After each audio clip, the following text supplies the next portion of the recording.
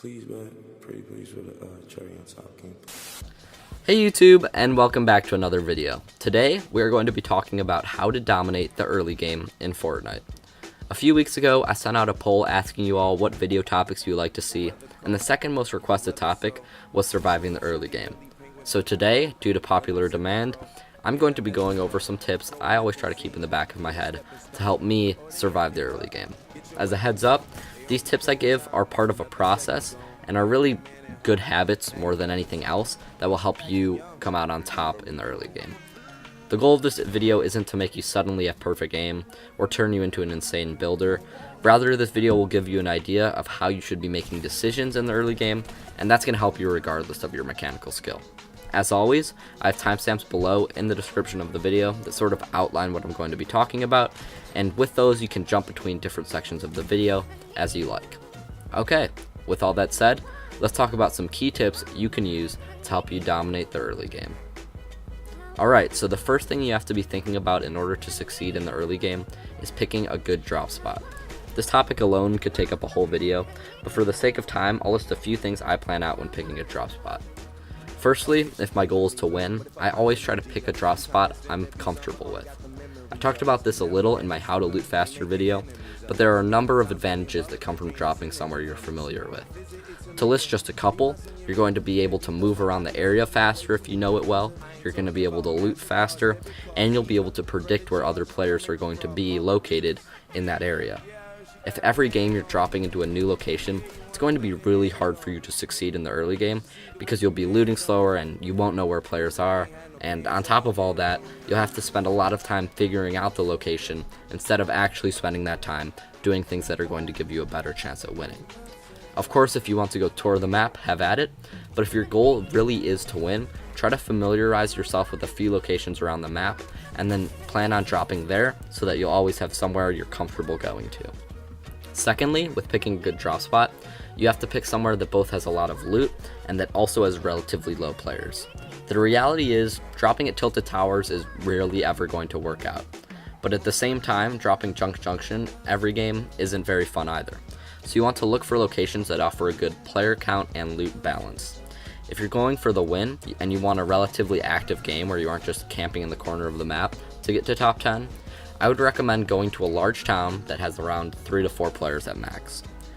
You want other players there for a couple of reasons. Of course you want to fight people, but you also want them to help you loot by getting loot and then giving it to you when you kill them later. The goal should be to loot for a few minutes and then engage with 1 or 2 people in your starting town and then leave with enough meds and mats to be set for the rest of the game. For me, my thought process that I find works well when I'm looking at the map at the start of the game and deciding where I want to drop is I try to look at the second half of the bus's route and then drop at a town that's 1 or 2 towns located away from that. I do this because usually people want to jump out of the bus right away, so if you're a little more patient, you can still drop into a big town like Retail Row or Paradise Palms and benefit from all the loot there, but you won't have to deal with the players that might usually come with these towns if they were at the start of the battle bus route. Every game is going to be different, and sometimes you might just get unlucky to have 10 people drop to your town when you thought there would only be 3. But if you follow these dropping guidelines, you'll be able to reduce that random factor and put yourself in a better position for the early game. Okay, now that you've picked a smart drop spot, let's talk about what you should be doing as you drop. I know this has been repeated time and time again, but when you are dropping, you want to get as low to the ground as possible so you can be the first one down. This is a pretty simple step, so I won't dwell on it too much, but try to use your map to get as low as possible before you pull your glider. That way you can drop first and have a little bit of a head start on the rest of the people in your town. Also, while you're dropping, you want to be scanning the air to see where other people are going to land. This step is really important and shouldn't go overlooked because a lot of the reason you are going to die in the early game is due to a lack of information. More than anything else, I'd say, I die in the early game because I get randomly shot when I don't expect it, so it's really important that in the early game, you know where people are around you, and you kind of have an idea of where to look for people in the town, so that way you aren't snuck up on or caught off guard. If you don't know the town well and you don't know where people are, you're going to be a sitting duck, and it's going to be really hard to have success in early game fights. For that reason, I would honestly recommend that after you loot your first house or building, you should probably use third person to peek around the town and try to scan before you go out and start moving around. That way you can get around safely and limit those random deaths that come from getting jumped out of nowhere. Now that you've dropped to a good spot and know where people are around you, you need to come up with a game plan for how you want to take fights. One of the most common pitfalls I run into in the early game is taking fights when I don't have adequate loot. If it's possible, try to avoid fighting in the early game if you don't have a shotgun. The reality is, most of these early game fights are going to be close range, and pushing someone when you aren't prepared to take that fight is just bad decision making. Instead, you should use your knowledge of where other players are to loot safely until you are prepared to fight. Another common mistake I run into and I see other people face is they run out of mats in the early game. Running out of mats is a really big problem you can face, and it might even be worse than not having a shotgun, depending on the situation. So going along with this idea of preparing for fights, a rule I try to abide by is always farm around 200 mats before you take your first fight in the early game.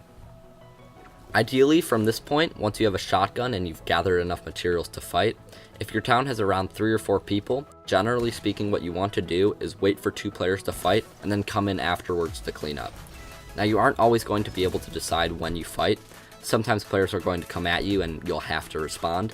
But coming back to that idea earlier, if you know where other people are in the town, you can put yourself in a spot where you are coming in after 2 people fight rather than somebody else coming in after you finish a fight. And that's going to give you a much better chance at leaving the first town and surviving the early game. Okay, that about covers it for how to approach the early game. Lastly though, I'd like to give a few quick tips for fighting that are specific to the early game. One thing you should always remember is that people usually won't have a lot of mats in the early game, so getting and retaining the high ground is really important, and it can actually provide much more of an advantage than it would in other stages of the game. A lot of the time, if you can get on top of a building, you'll have much better control of the town, and you'll be able to pick your fights. Another thing about the early game is you aren't always going to be able to get the guns you want, and that RNG factor might just screw you over sometimes, so whatever gun you get, make sure you are using it in its optimal setting. For example, if you loot a house and all you find is a bunch of assault rifles, what you probably don't want to do is go push somebody and force a close range fight. One last thing you should be aware of is that at the start of the game, there's going to be a wider range of skill, because people that generally aren't as good won't be killed off yet.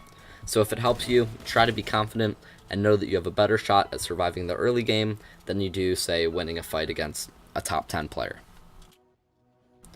Alright, that is going to wrap things up for this video. Please do let me know if any of these tips helped you, or if there's something that I should have mentioned which I missed. As always, if you did find this video helpful, please do leave a like and consider subscribing. If you want to go above and beyond to help me, you can enter my support a creator code in the Fortnite shop. It's SpookLuke, just like my YouTube username. Other than that, thanks for watching, and I'll see you all in the next one.